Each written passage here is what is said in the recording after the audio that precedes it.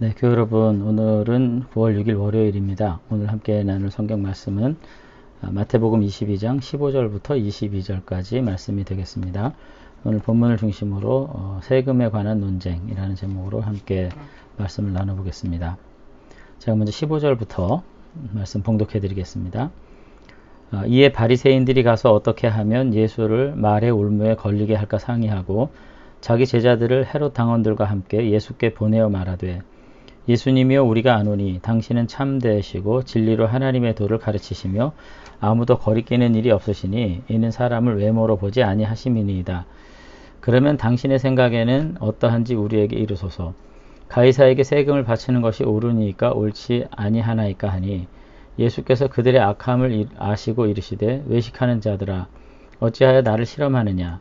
세금 낼 돈을 내게 보이라 하시니 데나리온 하나를 가져왔거늘 예수께서 말씀하시되 이 형상과 이 글이 누구의 것이냐.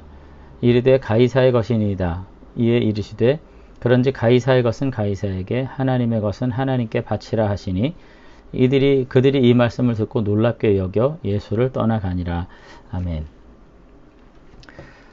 우리가 이제 지난주부터 또 그 전주부터 우리가 살펴본 이제 말씀에 의하면은 마태복음 21장에 이제 예수님께서 처음 이제 예루살렘에 이제 최종적으로 입성하신 이야기가 이제 나옵니다. 그런데 마태는 그 예루살렘에 입성하신 예수님을 소개하면서 이제 세 개로 이루어진 세 개의 쌍으로 된 이야기를 지금 이 방식으로 이야기를 전하고 있는 것을 볼 수가 있어요. 첫 번째는 이제 세 개의 상징 행위였습니다. 뭐 나귀를 타고 들어오신다든지 하는, 뭐 성전을 정결하게 하신다든지, 뭐 이와 같은 상징적 행위를 가지고 예수님의 메시아 되심에 대해서 이제 적극적으로 선포한 반면에 이후에 나타나는 이제 세 개의 비유 이야기를 통해 가지고 이제 유대 지도자들과의 논쟁과 어떤 대결 구도를 지금 소개를 하신 바 있었는데 이제 오늘 읽은 말씀부터는 정말로 구체적으로 유대 지도자들과 어떤 그 논쟁이 이루어졌는지. 근데 이와 같은 논쟁은 사실상 어떤 학문적인 논쟁이라기보다는 각각의 존재들에 대한 예수님과 또 예수님을 대적하는 유대 지도자들의 어떤 정체성에 관한 사실은 이 논쟁의 결과에 따라서 그들의 존재 자체가 완전히 무너질 수 있는 그와 같은 굉장히 첨예한 논쟁들을 벌이고 있는 것을 볼 수가 있습니다.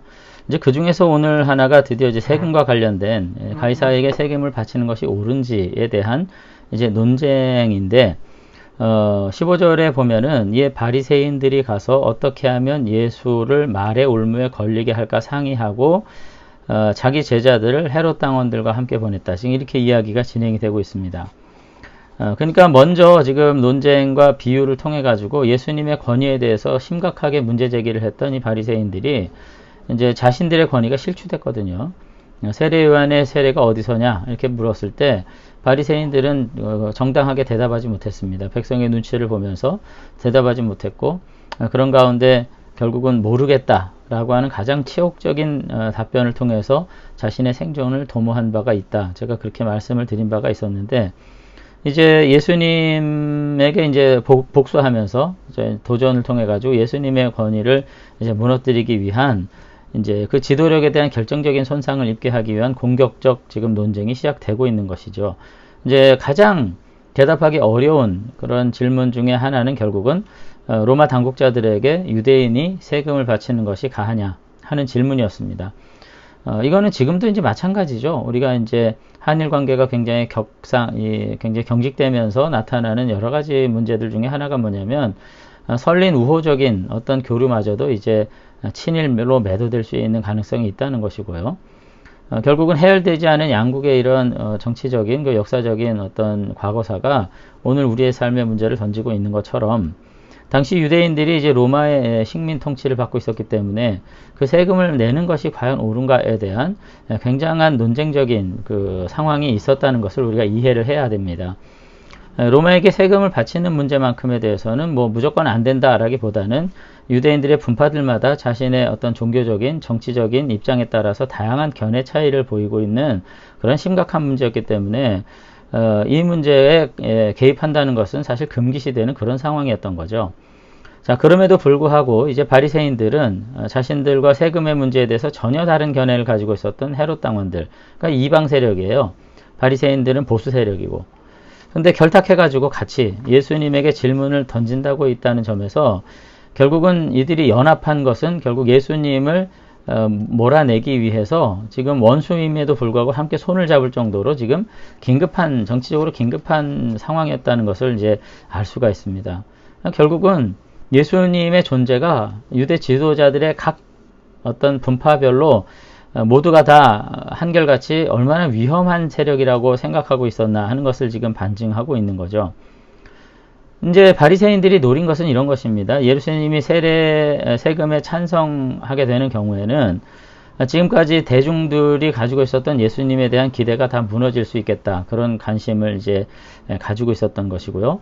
반대로 로마에 도전해서 세금을 내는 것이 옳지 않다. 이렇게 말씀을 하게 되는 경우에는 이제 당시 통치 세력인 로마 당국에 이제 도전하는 것으로 정치범으로 이제 몰아가지고 예수님을 처리할 수 있는 그런 근거가 되는 중요한 일이었기 때문에 어떤 대답을 하시든 예수님에게는 유리한 것이 하나도 없는 질문을 지금 던지고 있다는 것입니다. 그들이 이제 구체적으로 16절에 보면은 이렇게 묻습니다. 선생님이요. 그러면서 우리가 아노니 당신은 참되시고 진리로 하나님의 도를 가르치시며 아무 꺼리끼는 일이 없으시니 이는 사람을 외모로 보지 아니하심이니이다. 예수님에 대해서 매우 잘 알고 있습니다. 참되신 분이고 진리로 하나님의 도를 가르치시는 분이고 또 현실의 이해상관과 상관없이 꺼리낌이 없이 행동하시는 정의로우신 분이고 사람을 외모로 보지 않는 매우 공의로운 분이시다. 네. 그들이 할 수 있는 최대한의 찬사를 지금 던졌습니다. 그러면서 이제 물기를 기대하는 거죠. 17절에. 그렇다면, 자, 거짓말하고 대답하세요. 이런 겁니다. 당신의 생각에는 어떠하든지 우리에게 이르소서. 그러면서 가리사에게 세금을 바치는 것이 옳습니까? 옳지 아니합니까? 이렇게 물었던 것입니다. 당시 지금 17절에 말하는 가이사에게 바치는 세금이라는 것은 다른 것이 아니라 로마 제국의 그 모든 성인 남자면 당연히 바쳐야 되는 소위 인두세 같은 세금을 이제 의미하는 것으로서 유대인들이 이와 같은 세금을 이방인의 황제에게 내는 것은 종교적으로도 그렇고 민족적으로도 그렇고 너무 수치스러운 일이고 이것이 금액을 떠나서 민족적 자존심을 저하시키는 아주 불의한 일로 보이는 일이었습니다. 근데 뭐라고 지금 묻냐면 옳습니까? 옳지 않습니까? 그러니까 바리사에게 세금을 바치는 것이 우리 율법 전승에 의하면 합법적입니까? 그렇지 않습니까? 이렇게 물은 겁니다. 명확하게 물었어요. 빠져나갈 틈이 없게 물었습니다. 그러니까 로마의 세금을 내는 것이 율법에 관련해서 볼 때 정당한가? 자, 조세제도는 당시 율법과 상관없이 로마법에 의해서 정해진 거기 때문에 이거 안 낼 수가 없거든요. 근데 민족적으로 지금 유대인들이 가지고 있는 율법, 토라에 따르면 이거 이방 우상에게 섬기는 어떤 유형의 어떤 조세나 섬김도 이거 불가능한 거기 때문에 예수님께서 과연 무엇이라고 답할지 매우 궁금한 가운데 지금 유대 지도자들의 질문이 던져졌던 것을 알 수가 있습니다. 자, 그랬을 때 18절에 보면은 바리새인들의 질문에 대하여 예수님이 그 의도를 이미 아셨다. 지금 그렇게 말씀합니다. 예수님께서 그들의 악함을 아시고 이르시되 그러면서 외식하는 자들아 어찌하여 나를 시험하느냐. 오늘 그렇게 물었습니다. 너희들이 그렇게 위선적인 질문을 던지는 이유가 뭐냐. 너희들이 그처럼 외식하는 위선적인 이중적인 태도로 나에게 질문을 던지지만 너희들이 모르는 것이 있다. 지금 그렇게 말씀하시는 거죠. 그러면서 19절에 이제 이렇게 말씀하십니다. 세금 낼 돈을 내게 보이라. 이렇게 말씀을 하세요. 지금 바리새인들과 그 제자들과 헤롯 당원들에게 자, 먼저 세금을 논하기 전에 너희 주머니에 있는 동전 하나 꺼내봐. 이렇게 말씀하시는 거죠. 그랬더니 그들이 동전을 당장 꺼내서 보여주십니다. 자, 세금 낼 돈을 내게 보라. 이 말은 세금 너희가 내려고 하는 돈 가져와라는 뜻이 아니라 세금으로 내는 통용되는 화폐 너희들 한번 꺼내봐라. 이렇게 하신 거죠. 그랬더니 데나리온 하나를 이렇게 꺼내 보였습니다. 근데 그거 뭐예요? 로마의 황제가 신성시되는 어떤 그런 신성시되는 글귀와 함께 이제 그려져 있는 동전이거든요. 20절에 예수님께서 그 동전을 보시면서 뭐라고 말씀하시냐면 이 형상과 이 글이 누구의 것이냐. 그랬더니 21절에 이르되 가이사의 것이니이다. 이렇게 이제 대답을 하는 거죠. 사실은 이 주조된 동전에 그 로마의 황제의 그 초상이 그려있고 밑에 신의 아들이라고 묘사하는 문구가 세워졌다는 점에서 유대인들은 경건하다면 이 동전을 소지하는 것조차 불경스럽게 생각을 했던 것입니다. 그리고 이 화폐에 의지해서 경제가 돌아가는 것 자체를 경건한 유대인들은 애초에 이거 부정했어요. 그래서 성전 세계를 낼 때도 전부 환전해서 드렸고요. 가급적 이 로마의 이 동전을 사용할 수밖에 없는 어떤 불가항력적인 사회에는 이거 사용하지 않은 그런 정도의 이 동전인데, 놀랍게도 이 바리새인들의 제자들과 헤롯 당원들은 이거 가지고 있었던 거죠. 모르겠습니다. 이거 바리새인들의 제자들이 가지고 있었는 건지 헤롯 당원들, 이 헬라파 유대인들이 가지고 있었는지 알 수는 없지만, 오늘 이들이 동전을 소지하고 있었다는 것은 이 동전을 소지하고 사용하는데 어떤 양심적 꺼리낌도 없었던 것임을 반증하는 상황인 거죠. 그러면서 예수님께서 20절 이하의 말씀, 질문을 계속해서 이어가십니다. 도대체 이 형상과 이 글이 누구의 것이냐? 그 황제 형상과 신의 아들이라 이렇게 써있는 이 글이 도대체 누구의 것이냐? 그랬더니 다른 말 할 수가 없죠. 당장 눈에 보이니까. 자, 가이사의 것입니다. 가이사의 얼굴과 글입니다. 이렇게 대답을 해요. 그랬을 때 예수님께서 뭐라고 대답하시냐면은 가이사의 것은 가이사에게, 하나님의 것은 하나님께 바치라. 이렇게 말씀하신 겁니다.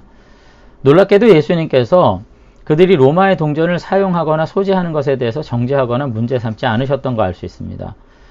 예수님의 관점에 따르면은 아무리 하나님의 백성이지만 로마가 통치하는 그 통치에 수용적으로 응할 수밖에 없는 나약한 식민 백성으로서 로마가 가지고 있는 경제적, 정치적 질서의 아래서 살아가는 것은 숙명일 수밖에 없었다. 이렇게 보신 것 같아요.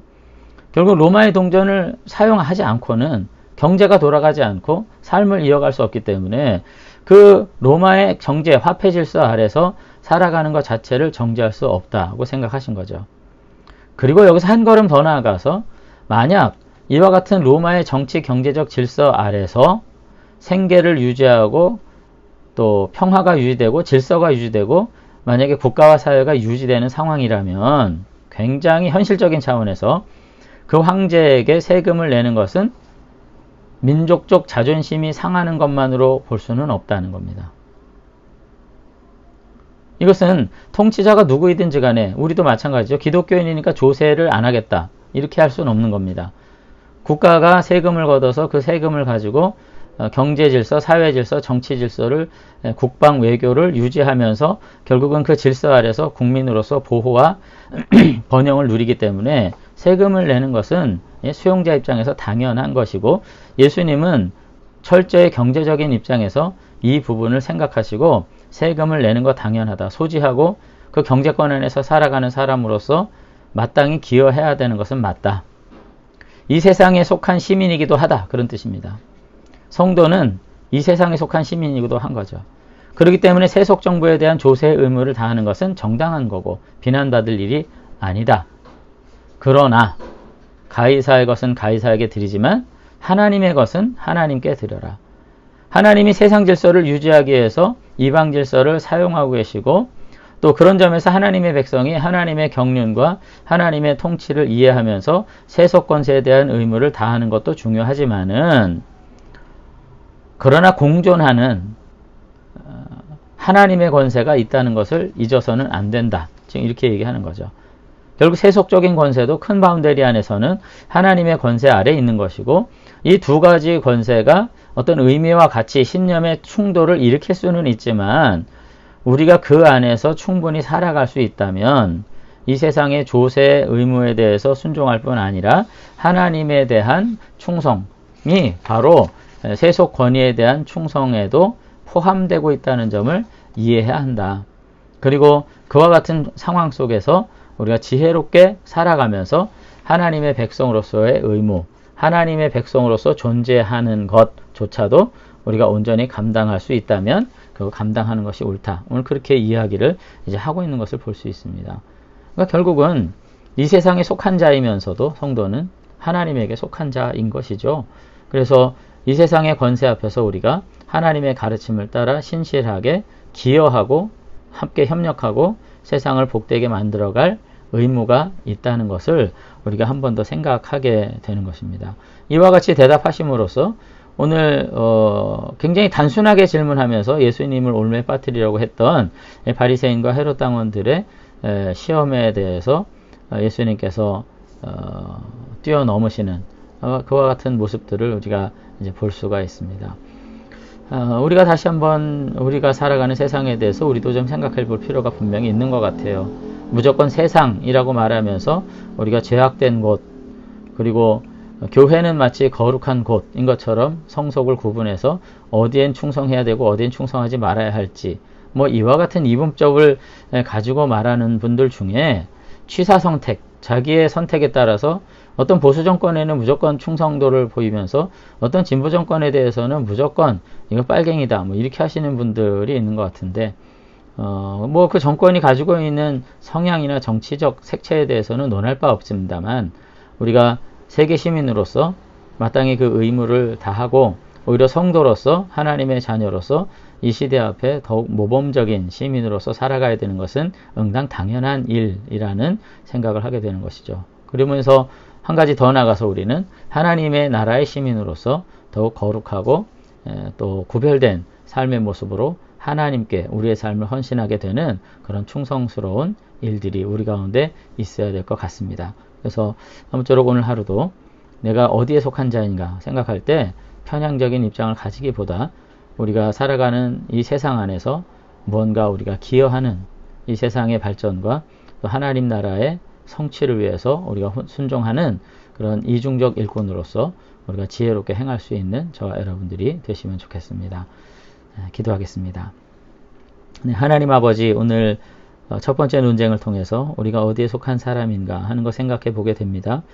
또 예수님이 끊임없는 도전과 시련 속에서도 늘 현실 감각을 잊지 않는 그와 같은 삶의 교훈, 그리고 영적 교훈을 통해서 제자들과 또 하나님의 거룩한 자녀들의 삶이 어떠해야 함을 바르게 분별 있게 권면하시고 교훈하시는 거 우리가 바라보게 됩니다.